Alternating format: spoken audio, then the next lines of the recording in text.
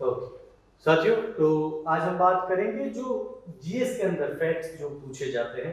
मतलब ये आप पढ़ने जाओगे तो किसी किताब में आपको मिल जाएगा, है ना।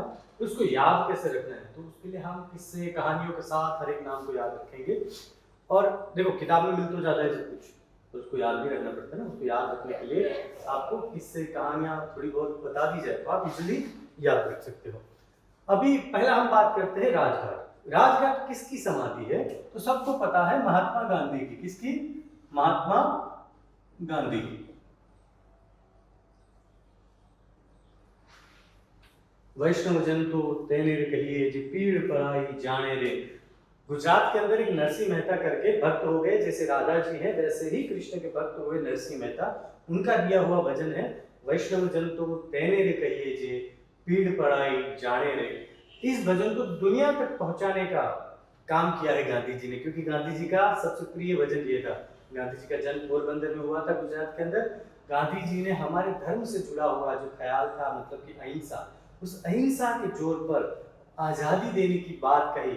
असहकार आंदोलन, असहयोग आंदोलन, ये सारी जो आंदोलन हुए हैं वो किसकी प्रेरणा से हुए हैं? महात्मा गांधी की।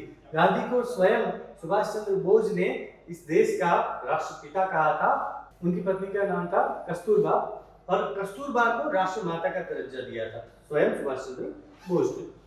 तो शांति घाट, सॉरी, राजघाट महात्मा गांधी याद रखना। हमारे चंद्रशेखर जो प्रधानमंत्री हुए 90 के दशक में, उन्होंने कन्याकुमारी से राजघाट तक की पदयात्रा की थी। और कहां पर? राजघाट तक की पदयात्रा की थी और नारा दिया था, इस देश को क्या चाहिए?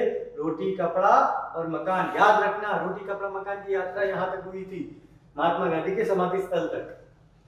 दूसरा है शांतिवन। शांतिवन जवाहरलाल नेहरू, जवाहरलाल नेहरू, भारत के पहले प्रधानमंत्री। इस व्यक्ति की जितनी तारीफ हो उतनी कम है दोस्तों। इतिहास के जो पात्र है ना, उनको आज के हिसाब से आप तोलने जाओगे तो कभी वो तुलना सही नहीं होगी। राहुल, जवाहरलाल नेहरू की बात करते हैं हम लोग। जवाहरलाल नेहरू ने क्या किया?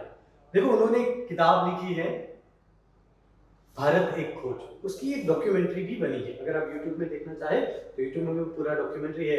आप एक बार वो डॉक्यूमेंट्री देख लोगे तो भारतीय इतिहास की जो ऊन बूंद उलट पटांग चीजें जो आपको देख रहे हो ना आजकल व्हाट्सएप में हर जगह, कुछ नहीं, एकदम अच्छे तरीके से उन्होंने एक किताब लिखी। उसकी अच्छी डॉक्यूमेंट्री सीरीज भी बनी है जिसका नाम है भारत एक खोज।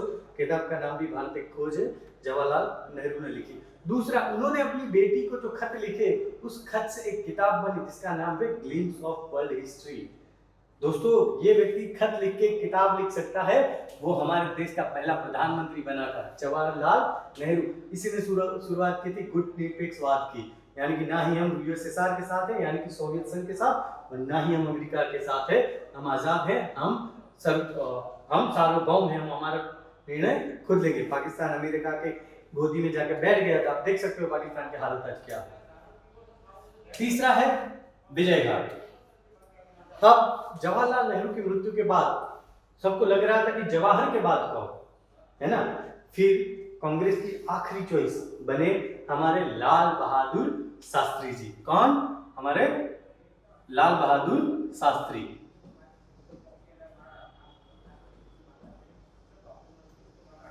इनके भी बहुत रोचक किस्से साथियों, आपसे मैं एक शेयर करना चाहता हूं।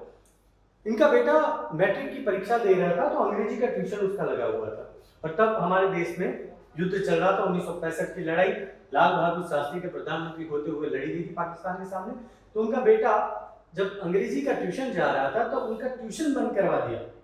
तो बेटे ने कहा कि पिताजी मैं फेल हो जाऊंगा अगर मेरी मैट्रिक में अंग्रेजी की ट्यूशन नहीं है। तो लाल बहादुर शास्त्री ने बहुत अच्छा जवाब दिया था कि तुम पहले भारतीय नहीं होंगे जो मैट्रिक में अंग्रेजी में फेल हो जाओ। इससे जो पैसा बचेगा वो पैसा हम फौज के लिए देंगे।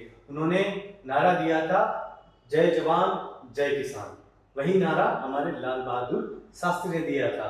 आप जो छोटे बच्चे थे तब बोलते थे ना, आधी रोटी खाऊंगा देश को बचाऊंगा, वो पूरा का पूरा मूवमेंट 1965 के अंदर लाल बहादुर शास्त्री की अगुवाई में बना था।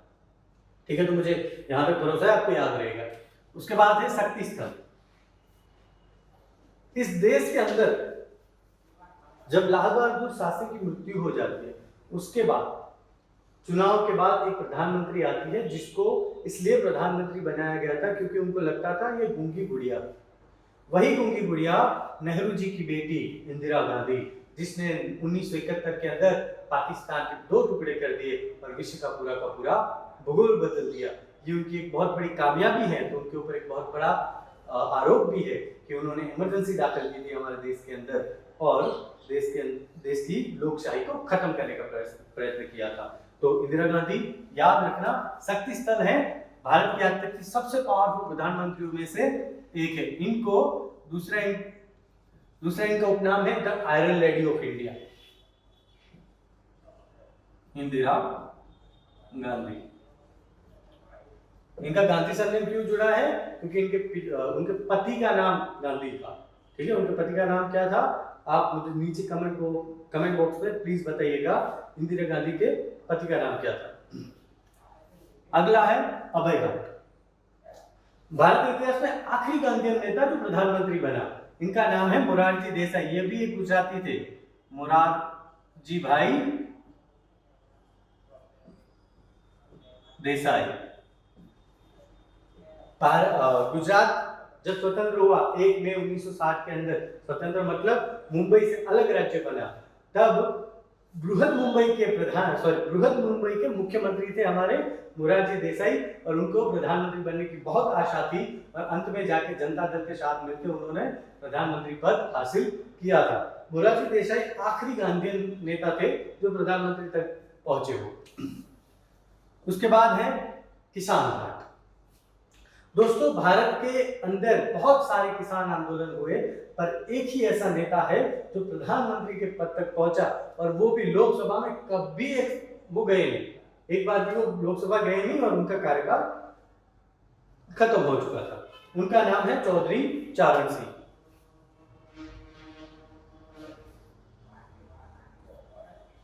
चरण सिंह चौधरी। एक किस्सा है उनका, उनके जन्मदिन पर मैंने कहीं पढ़ा था ना, आपको सुनाता हूँ। वो खुद ही किसानी करते थे, मैले धेले कपड़े पहने थे और उनके खेतों में कोई चरवाहा घुस गया, अपनी गाय जैसे बकरियां घुसा दी और खेत पूरा बिगाड़ कर दी। तो वो थाने में गए तो वहाँ जो अफसर था उसको कहा कि मुझे फरियाद लिखवानी है, आप केस डालिए, मेरे खेत को बिगाड़ा गया है, ये वो। तो पहले तो पुलिस का यही कि नहीं फरियाद नहीं हो सकती, ये नहीं हो सकता।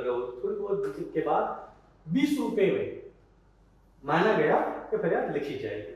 तो फरियाद लिख दी गई, 20 रुपए दे दिए गए। और जब सिग्नेचर करने की बात आई तो उन्होंने अंगूठा लगाया और वहां पे जो थप्पा लगता है ना, वो प्रधानमंत्री भारत सरकार। अब सोच लो, सुनने के बाद आपको जो गूज़बम्प आया है, उस पुलिस वाले की क्या हालत हुई होगी। इस देश में ऐसे भी नेता रहे हैं, चौधरी चरण सिंह। उसके बाद है वीर भूमि।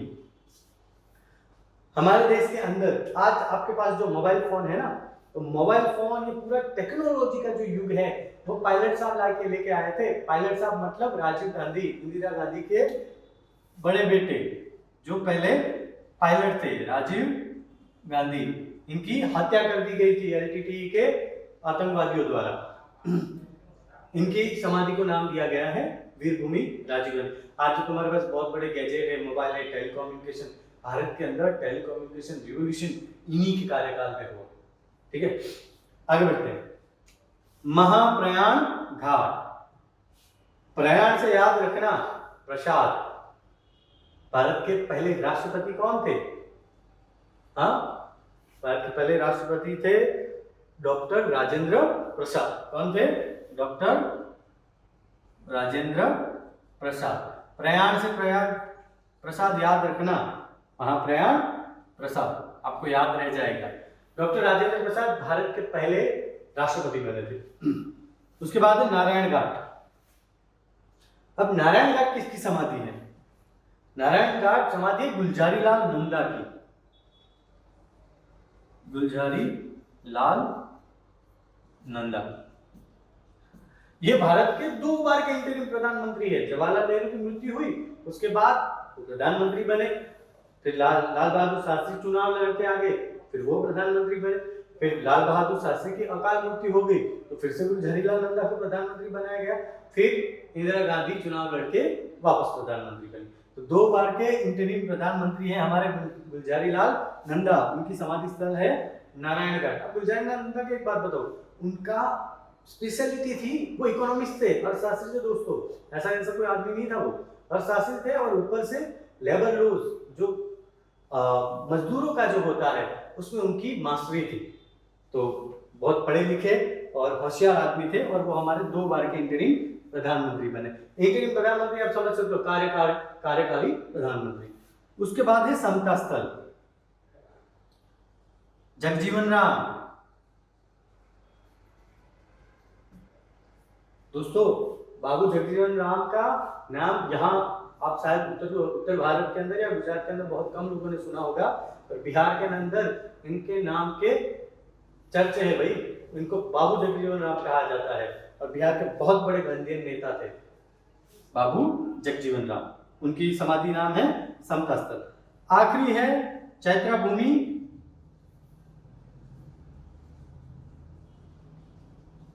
बिहार आम्बेडकर, डॉक्टर भीमराव आम्बेडकर। अब भीमराव आम्बेडकर का एक मैं बहुत अच्छा आपको एक वर्ड सुनाता हूं, एजुकेट, यूनाइट एंड एजुकेट। मतलब शिक्षित बनो, संगठित बनो और संघर्ष करो। ये बाबा साहेब आम्बेडकर ने कहा है। हर एक विद्यार्थी को बाबा साहेब आम्बेडकर से प्रेरणा लेनी चाहिए। मित्रों हम एक पीएचडी करने में 30-32 साल के हो जाते। इनके पास 3 पीएचडी की डिग्री थी दोस्तों, और वो भी ऐसी नहीं, लंदन स्कूल ऑफ इकोनॉमिक्स, अर्थशास्त्र में 2 डिग्री, कानून यानी कि लॉ के अंदर 1 और डिग्री नहीं पीएचडी। मतलब बहुत पढ़े लिखे आदमी थे और बहुत दलित परिवार से आ रहे थे। आज के समय में आप देख सकते हो कि ये हालत है, उस दौर में दलितों का क्या हालत रहा है ना। वो बड़ौदा के अंदर नौकरी के लिए भी आए थे, फिर मकान ना मिलने पे ये बहुत झगड़ा कुछ हुआ, उनको बड़ौदा छोड़ के जाना पड़ा। बी आर अम्बेडकर का स्टोरी बहुत इंटरेस्टिंग है। और इसमें से एक भी व्यक्ति ऐसा नहीं है जो आप विद्यार्थियों को इंस्पायर ना कर सके। इन सब के बारे में पढ़ने की आपको जानकारी होनी चाहिए। किसका कौन सा समाधि स्थल है आपको याद रहना चाहिए। चैत्रा भूमि बी आर अम्बेडकर का है, समता स्थल बाबू जगजीवन राम का है, नारायण घाट गुलजारीलाल नंदा का है, महाप्रयाण घाट राजेंद्र प्रसाद, वीर भूमि राजीव गांधी, ईशान घाट चौधरी चरण सिंह, अभय घाट मोरारजी देसाई, शक्ति स्थल इंदिरा गांधी, विजय घाट लाल बहादुर शास्त्री, शांतिवन जवाहरलाल नेहरू और राजघाट महात्मा गांधी। इसमें से आर्मी के अंदर एक आध क्वेश्चन आना ही आना है दोस्तों। जितनी भी बार आप आर्मी का पेपर देने जाओगे, एयरफोर्स का देने जाओ, नेवी का देने जाओ, जीएस के अंदर इनमें से प्रश्न आते हैं। ठीक है, आर्मी में बहुत बार पूछा जाता है आप एसएससी जीडी का कर रहे हो, सीआरपीएफ ट्रीटमेंट कर रहे हो, बीएसएफ ट्रीटमेंट कर रहे हो या हेड कांस्टेबल मिनिस्ट्री कर रहे हो, ये आपको तैयार करना ही पड़ेगा। ऐसे वीडियो लगातार हम बनाते रहेंगे, छोटे छोटे वीडियो आपको, ताकि जो छोटे छोटे वीडियो तो केंद्रीय सरकार के अंदर जीके के तौर पर पूछे जाते हैं, जो आपके सिलेबस में तो आता ही है, उसके साथ आपको अलग से भी करना चाहिए। तो ऐसे वीडियो के लिए आप हमारे वीडियो को लाइक करिए, सब्सक्राइब करिए हमारे चैनल को, और हो सके उतना अपने दोस्तों के साथ शेयर करिए। जय हिंद, जय भारत।